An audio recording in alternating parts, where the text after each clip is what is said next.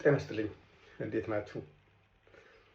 ባለፈው በሰርግ በለቅሶ ምክንያት የሚወጡ ወጪዎች ምን ያህል ኢኮኖሚ እንደሚጎዱ ትንሽ አንስቼ ነበረ። ዛሬ ላነሳ የፈለግኩት በእውነተኛ ታሪክ ላይ የተመሰረተ በሰርግ ቀን የሚፈጸሙ ፍቺዎችን ነው ማነሳው።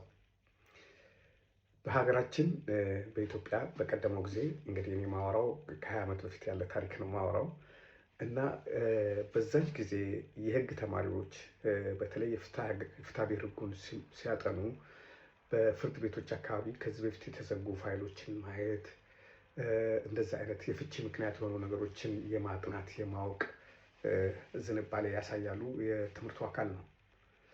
ሌላም ደግሞ በስነ ጋብቻ የሚመራመሩ የጋብቻ ጠቢቦች እነሱም ሰዎች ለምንድን ነው የሚፋቱት የሚል ብዙ ጊዜ ጥናት ያደርጋሉ። ጥናታቸውን በየጊዜው እያሻሻሉ ያሉትን ዘመናዊ አዲስ የሚጨምሩ ነገሮችን እየጨመሩ ይጽፋሉ፣ እንደ ግብአት ያደርጉታል። እና በቁጥራቸው አነስተኛ ያልተባሉ ጋብቻዎች በሰርግ ቀን ፈርሷል። በሰርግ ቀን ሰዎች በተጋቡበት ቀን ፈርሷል ሲባል የዛን ቀን ተፋተዋል ማለት አይደለም። አንዳንድ ፊልም ላይ እንደምናየው ሴቷ ልታገባ ወይም ወንዱ ሊያገባ ሲል ሌላ ሰው መጥቶ እንደሚፈርሰው አይደለም። ወይም ደግሞ የድሮ ፍቅረኛዋ መጥቶ የድሮ ፍቅረኛው መታ እንደሚሄደው አይደለም። የኛ ሰርግ ቀን የሚፈርሰው ግጭት የሚፈጠርበት ቀን ነው የሚሆነው። በመጀመሪያ ደረጃ የሰርጉ ወጪ የትዳሩን መሰረት ያናገዋል። ወጣት ሲሆን ሁሉም ሰው ስሜታዊነት አለበት፣ ትኩስነት አለበት። ስለዚህ ሲጋቡ ሰርጋቸው ድል ያለ እንዲሆን ይፈልጉና ከአቅማቸው በላይ የሆነ ብድር ውስጥ ይገባሉ። ከዛ በኋላ ያ ብድር ለመክፈል ሲሉ ኑሯቸው በትክክል መኖር ያቅታቸዋል። በትንሽ ጊዜ ደግሞ ጊዜ ሳይሰጥ ወይ በእርግዝና በኋላ ይሆናል ጋብቻው የተደረገው፣ ወይም ደግሞ ልክ 9 ወር ሲሞላ ልጅ ይመጣል። ልጅ ሲመጣ ሌላ ባጀት ይፈልጋል፣ ሌላ ወጪ ይፈልጋል። ስለዚህ ያ ለመጀመሪያው የሰርጉ ቀን የተፈጠረው ተገቢ ያልሆነ ድግስ፣ ከአቅማቸው በላይ የሆነ ብድር ያ የትዳሩን መሰረት ያናገዋል እና አብዛኞቹ የተለያየ ምክንያት ቢያቀርቡም ግን ያ እዳው ለጸባቸው መንስኤ ሆኖ የተለያዩ ብዙ አሉ፣ በጥናት የተረጋገጠ። ሌላው በሰርጉ ቀን የሚፈጠር አምባጓሮ አለ።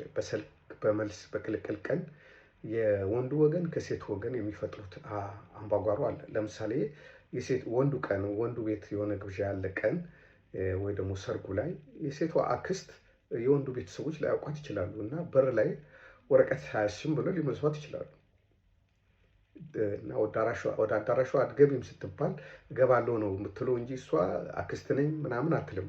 ሁሉም ሰው ያው ታውቁታላችሁ፣ እኛ ጋር ለምን ተደፈርኩ የሚል ስለሚበዛ እንዲህ አክስት ሆኜ ልጄን ሰጥቼ እንዴት ነው ያልተከበርኩት የሚል አምባጓሮ ይነሳል። መገፍተር ይመጣል። ከዛ በኋላ ከእሷ ወገን የሆነ ሰው ያያል። እንዴት ትገበትራታለህ ይላል። ጸብ ይፈጠራል። ድብድብም ሊነሳ ይችላል። ያ በቀላል እንኳን ከተለየ ሁል ጊዜ ሴቷ አክስቴን የአንተ ዘመዶች ገፍተዋታል የሚል ነገር ታነሳለች። አልገባም ብለዋት እንደዚህ ብለው፣ ወይ ደግሞ የወንዱ ዘመዶች ወይ ለቅልቅል ወይ ለመልስ የሆነ ነገር ሴቷ ቤት በሄዱ ጊዜ የሆነ ነገር ይፈጠራል። በቃ አላከበሩንም። ያው ሁሉም ሰውን ይበልጣሉ የሌለኛ ሀገር ከእንትን ዘር እንትን ይበልጣል፣ ከእንትን ሰው እንትን ይበልጣል የሚል ይበዛል እኮ። የሚበልጥ ባይኖርም ሁሉም ሰው እኩል ነው በመሰረቱ።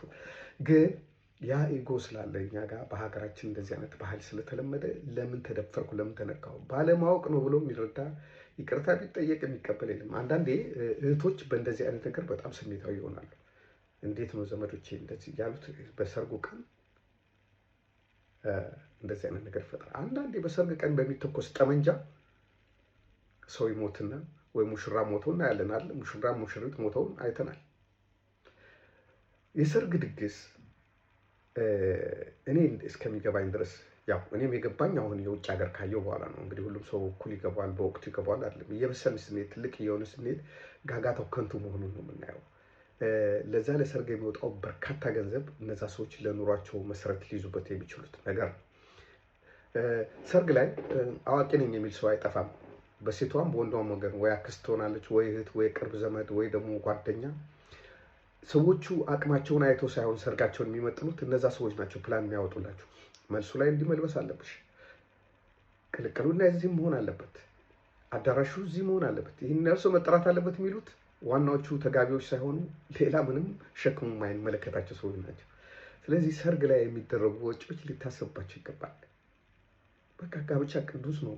እንደ እምነቱ ሰው በቤተ እምነቱ በመስጊድ ይሁን በቤተ ክርስቲያን በቤተ እምነት የሚጋባ ከሆነ በማዘጋጃ የሚጋባ ከሆነ በማዘጋጃ መጋባት ነው እንጂ ያለበት ይሄ ግርግር ብክነት ተገቢ አይደለም የሚል ነው። በጣም የተረፈው ሰው ሚሊዮነር ቢሊዮነር የሆነ ሰው ያርግ፣ ራሱን የሚያሳይበት ነው። ግን ገና አዲስ የሚቋቋሙ ሰዎች ይሄን ባያደርጉ የተሻለ ነው ብዬ ነው እኔ የምመክረው።